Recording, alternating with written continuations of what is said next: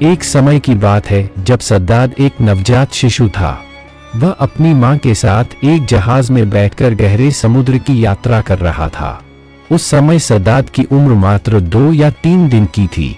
जब जहाज समुद्र के बीचों बीच पहुंचा, अचानक जोरदार तूफान और बारिश शुरू हो गई। जहाज धीरे धीरे डूबने लगा, लेकिन सद्दाद की मां ने जहाज के एक तख्ते को तैरते हुए देखा। बड़ी मुश्किल से उन्होंने अपने बच्चे को उस तख्ते पर रख दिया और तैरने लगी। जहाज में सवार सभी लोग मारे गए, लेकिन सद्दाद और उसकी मां किसी तरह जिंदा बच गए। विशाल समुद्र में उनके पास कोई नहीं था जो उनकी मदद कर सके, सिर्फ अल्लाह पर भरोसा था। अपने बच्चे को देखते हुए मां की आंखों में आंसू आ गए। वह समझ नहीं पा रही थी कि इस मासूम बच्चे को कैसे बचाएंगे। उनका दिल बेचैन हो गया था। तभी अल्लाह रब्बुल आलमीन ने फरिश्ता इज़राइल को बुलाया और कहा, इज़राइल, उस गहरे समुद्र में जाओ जहां मां और बच्चा जिंदा है। अब जाकर उस मां की जान निकाल लो। अराइल फरिश्ता तुरंत समुद्र के बीच पहुंचा, जहां उसने देखा कि मां अपने बच्चे को प्यार कर रही थी और उसे दूध पिला रही थी। बच्चे को बचाने की हर संभव कोशिश कर रही थी। यह देखकर इज़राइल को थोड़ा दुख हुआ। उसने सोचा, ए अल्लाह, अब इस मां की जान लेनी है, लेकिन इस बच्चे का क्या होगा। दर्द भरे दिल से अराइल ने मां की जान ले ली और वहां से चला गया। अल्लाह के आदेश से समुद्र शांत हो गया और बच्चा धीरे धीरे तैरते हुए जंगल के किनारे पहुंच गया। बच्चा भूख के कारण रो रहा था। उस जंगल में एक बड़ा बाघ और बाघिन रहते थे। उनका भी बच्चा था, लेकिन उनके बच्चे मर गए थे। अल्लाह के आदेश से बाघ बच्चे के पास आया और उसे देखकर उसकी ममता जाग उठी। बाघिन ने बच्चे को दूध पिलाया और इस तरह एक दिन बीत गया। अगले दिन एक मछुआरा मछली पकड़ने के लिए उस जंगल के पास से गुजर रहा था। अचानक उसकी नजर उस बच्चे पर पड़ी। बच्चे को देखकर मछुआरे को बहुत दया आई। उसने कहा, हे अल्लाह, यह बच्चा कितना सुंदर है। नहीं जानता यह बच्चा किसका है और ऐसी जगह पर यह कैसे जीवित है जहां इसके पास खाने के लिए कुछ भी नहीं है। इन विचारों में खोए मछुआरे ने अंततः बच्चे को उठा लिया और उसे अपने कबीले के सरदार के पास ले गया।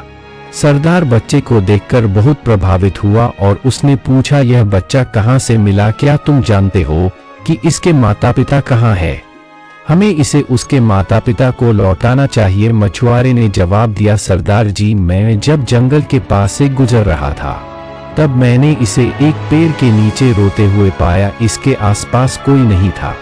मुझे लगता है कि इसके माता पिता अब इस दुनिया में नहीं रहे। इसे देखकर मुझे बहुत दया आई, इसलिए मैं इसे आपके पास लाया हूँ।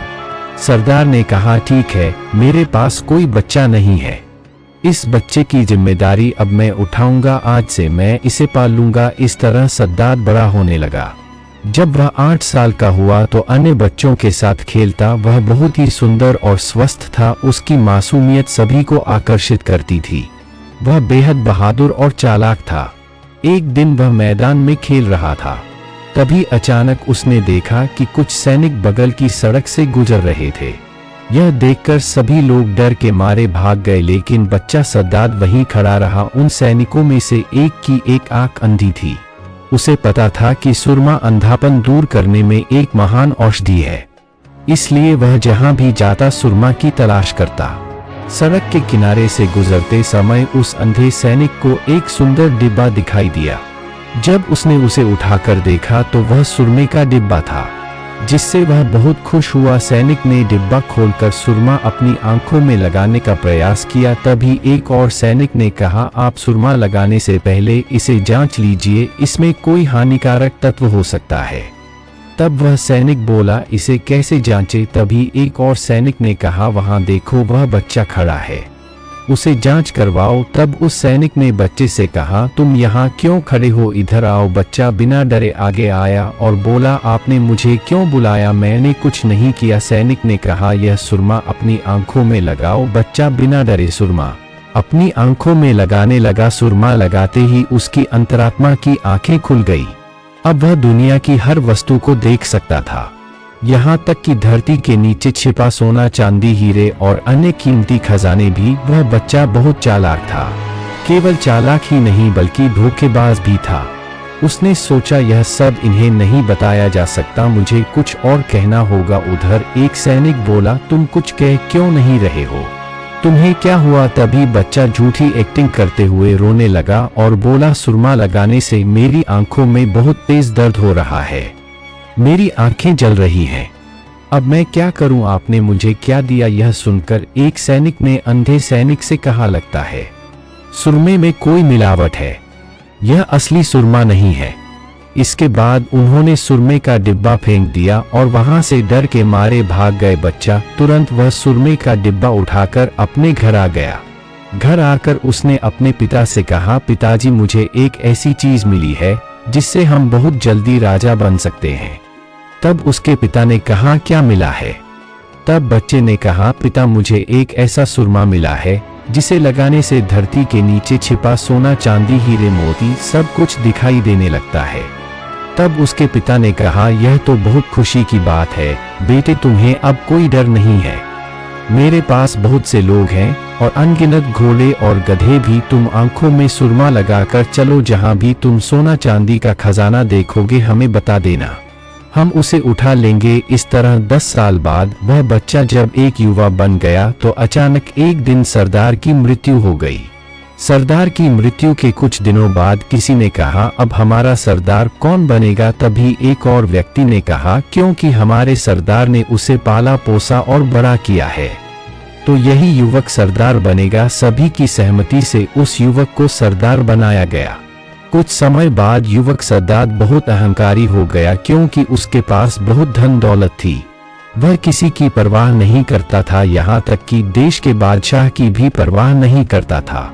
इस तरह कुछ सालों बाद उसने अपने प्रशिक्षित सैनिकों की मदद से देश के बादशाह को हरा दिया और खुद देश के सिंहासन पर बैठ गया और सत्ता अपने हाथ में ले ली। जो कभी एक असहाय बच्चा था वह आज देश का शासक बन गया। एक दिन बादशाह सद्दाद ने अपनी राजसभा में मंत्रियों, वजीर और सभी अधिकारियों को बुलाकर कहा, मेरे पास धन दौलत, सोना चांदी, हीरे जवाहरात, हाथी घोड़े गधे सहित कुछ भी कमी नहीं है। मेरी जैसी सुंदर सूरत है और मेरे पास जितना धन है, क्या मैं खुदा बनने के योग्य नहीं हूँ? वहां मौजूद सभी मंत्रियों और वजीर ने एक साथ कहा, बिल्कुल, जिसके पास इतना धन दौलत, महल, हाथी घोड़े हैं, अगर तुम खुदा नहीं बनोगे तो इस दुनिया में खुदा बनने के योग्य और कौन हो सकता है? इतना सुंदर खजाना और इतने सारे कर्मचारी, हर चीज तुम्हारे पास है तो तुम खुदा बनने के योग्य हो। तब बादशाह सद्दाद का घमंड और बढ़ गया। उसने कहा, कल से इस देश में कोई भी व्यक्ति पेड़ या पत्थर की मूर्ति की पूजा न करे, बल्कि सब बादशाह सद्दाद की पूजा करें। वास्तव में बादशाह सद्दाद के खिलाफ बोलने की हिम्मत किसी में नहीं थी। बादशाह सद्दाद के आदेश के अनुसार अगले दिन से उसकी सेना देश के अलग अलग हिस्सों में निकल पड़ी। एक जगह पहुंचकर उन्होंने घोषणा की, आज से इस देश में कोई मूर्ति पूजा नहीं करेगा, उसकी जगह बादशाह सद्दाद की पूजा करेगा। अगर कोई इसका उल्लंघन करेगा तो उसे मौत की सजा दी जाएगी। यह कहकर उसकी सेना वहां से चली गई। उधर हजरत हूद मूर्ति पूजा छोड़कर अल्लाह के रास्ते पर आने और उसकी इबादत करने की दावत दे रहे थे। लेकिन बादशाह सद्दाद की सेना से ऐसी बातें सुनने के कुछ दिनों बाद हजरत हूद सद्दाद के दरबार में आ पहुंचे। हजरत हूद अलैहिस्सलाम ने कहा, हे बादशाह सद्दाद, सुना है तुम लोगों से अपनी पूजा करने को कह रहे हो, तुम खुदा होने का दावा कर रहे हो, तुम्हें इतनी हिम्मत किसने दी? अब भी समय है, एक अल्लाह पर ईमान लाओ। हजरत हूद अलैहिस्सलाम की बहादुरी देखकर शाही दरबार में सब हैरान रह गए, जिससे पूरा देश, वजीर, नाजिर, मंत्री और यहाँ तक कि खुद बादशाह की बीवी भी खौफ में रहती थी। वहीं एक दरवेश उसे नसीहत दे रहा था। कोई नहीं समझ पा रहा था कि यह व्यक्ति कौन है। बगल में खड़े मंत्री ने कहा, हुजूर, यह व्यक्ति कौन है जो आप पर बातें कर रहा है? इसकी हिम्मत तो कम नहीं है। तब बादशाह सद्दाद बहुत गुस्से में आ गया और गरजते हुए चिल्लाया, मैं तुम्हारे अल्लाह को क्यों मानूं? मैं खुद ही खुदा हूं। तब हजरत हूद अलैहिस्सलाम ने कहा, अल्लाह परम कृपालु है, वह तुम्हें दुनिया में खुश रखेंगे और मौत के बाद तुम्हें जन्नत में जगह देंगे। यह सुनकर बादशाह सद्दाद हंसते हुए बोला, तुम्हारा अल्लाह मुझसे भी ज्यादा खुशहाल है। हजरत हूद ने कहा, अल्लाह ने बंदों के लिए जन्नत तैयार की है, मरने के बाद आखिरत में वह जन्नत नसीब होती है जहां बेमिसाल सौंदर्य और बेइंतहा सुख है। वहां कुछ भी कमी नहीं है। वहां हूरें होंगी, खाने की लजीज चीजें होंगी जो दुनिया के हर खाने से अलग होंगी। वहां शहद और दूध की नदियां बहेंगी। यह सुनकर बादशाह सद्दाद हंसते हुए बोला, छोड़ो अपने अल्लाह की जन्नत की कहानियां, ऐसी अजीब और गरीब कहानियां मैंने बहुत सुनी है। हजरत हूद अलैहिस्सलाम ने कहा, यह कोई झूठी कहानियां नहीं है, यह सब सच्ची है। अल्लाह की बेमिसाल जन्नत तुम्हें पसंद नहीं आती? तब सद्दाद घमंड में बोला, मैं तुम्हारे अल्लाह के सामने सिर क्यों झुकाऊं? क्या मैं तुम्हारे अल्लाह जैसा जन्नत नहीं बना सकता? मेरे पास तो किसी चीज की कमी नहीं है। हजरत हूद अलैहिस्सलाम ने कहा, बादशाह सद्दाद, तुम्हारा दिमाग खराब हो गया है, नहीं तो तुम ऐसी बातें नहीं कहते। अल्लाह जो कर सकते हैं वह दुनिया का कोई इंसान कभी नहीं कर सकता। सद्दाद ने घमंड से हंसते हुए कहा, मूर्ख लोग ऐसी बातें करते हैं। मैं यकीनन कर सकता हूं, मेरे पास दौलत तासा आता रहता है, कर्मचारी किसी चीज की कमी नहीं है। मैं तुम्हारे अल्लाह की तरह एक जन्नत बनाकर दिखाऊंगा। सद्दाद की बातें सुनकर हजरत हूद अलैहिस्सलाम ने गुस्से से कहा, मूर्ख बादशाह, तुम्हारा यह बड़ा घमंड और यह दावा अल्लाह कतई बर्दाश्त नहीं करेगा। सद्दाद उस समय बहुत गुस्से में आकर हजरत हूद अलैहिस्सलाम के सामने सद्दाद ने अपने सारे वजीर, नाजिर, मंत्री और कर्मचारियों को बुलाकर कहा, मैं इस दुनिया में एक जन्नत बनाने का संकल्प लिया हूँ, इसलिए तुम लोग उपयुक्त स्थान की तलाश करो। हुक्म मिलते ही पूरे देश की सेना जगह की खोज में निकल पड़ी। काफी खोजबीन के बाद एक जगह सभी को पसंद आई। यह खबर देने के लिए वे सभी जल्द से राज दरबार में पहुंचे। सद्दाद का मुख्य सलाहकार बादशाह से बोला, हुजूर, जन्नत बनाने के लिए सबसे सुंदर और उपयुक्त स्थान मिल गया है। सद्दाद बादशाह ने पूछा, कौन सी जगह है, उसका विवरण दो। तब मुख्य सलाहकार ने कहा, यह स्थान लंबाई में 8000 मील और चौड़ाई में 5000 मील है। यह सुनकर बादशाह सद्दाद बहुत खुश हो गया और तुरंत घोषणा की, इस देश में कोई भी अपने घर में सोना या चांदी नहीं रखेगा, सभी को राज दरबार में जमा करवा देना होगा। हुक्म अनुसार अगले दिन से सद्दाद की सेना देश के हर कोने में हर घर की तलाशी लेने लगी। जिसके घर में सोना, चांदी या हीरा पाया जाता वे उसे उठा लेते। इस प्रकार सद्दाद की सेना आम लोगों पर अत्याचार करने लगी। देश में अन्याय और अत्याचार बढ़ने लगे। एक दिन बादशाह ने अपने मंत्री से पूछा, मंत्री, जन्नत बनाने का काम कितना आगे बढ़ा? मंत्री ने कहा, हुजूर, दुनिया के विभिन्न कोनों से जितनी भी कीमती चीजें थी, सोना, हीरा, माणिक, मोती, याकूत, संगमरमर, सब इकट्ठा कर लिया गया है। इसी तरह दुनिया भर से लाखों कुशल कारीगर और मजदूर जन्नत बनाने के लिए आने लगे। बादशाह सद्दाद ने उन्हें आदेश दिया, तुम जन्नत में ऐसी शानदार इमारतें बनाओगे जिनकी एक ईंट सोने की होगी और दूसरी चांदी की। दिन रात मेहनत करके 300 साल में जन्नत तैयार की गई।